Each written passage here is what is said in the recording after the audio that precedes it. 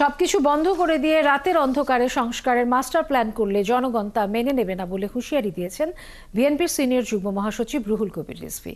অন্তর্বর্তী সরকার শেখ হাসিনা সরকারের কর্মকাণ্ডের পুনরাবৃত্তি করবে না বলেও আশা প্রকাশ করেন তিনি। সকালে নয়াপল্টনে দলের কেন্দ্রীয় কার্যালয়ে বিএনপি চেয়ারপারসন বেগম খালেদা জিয়ার সুস্থতা কামনায় জাতীয়তাবাদী মুক্তিযোদ্ধা দলের দোয়া মাহফিলে যোগ দিয়ে তিনি বলেন, দেশের জনগণ অবাধ সুষ্ঠু নির্বাচনের প্রত্যাশা করছে।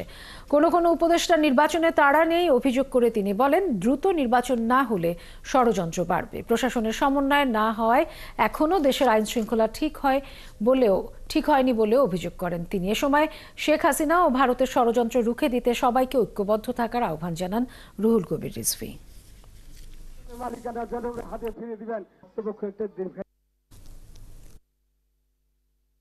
মানুষের মনের মধ্যে থাকতে চান চিরদিনের জন্য, তাহলে অভিজ্ঞ মানুষগুলোর পরামর্শ নেন, বিএনপির বর্ষিয়ান নেতাদের পরামর্শ নেন, যোগাযোগ করেন আমাদের প্রিয় নেতা আমাদের সিপাহসালার জনাব তারেক রহমানের সঙ্গে।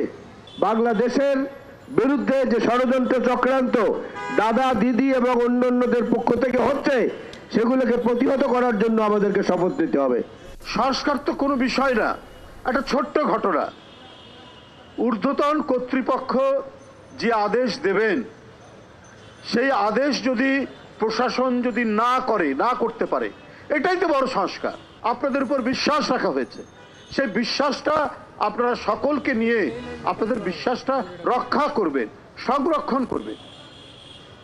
তা না হলে তো আপনাদের প্রতিও তো মানুষ বিরূপ হতে থাকবে।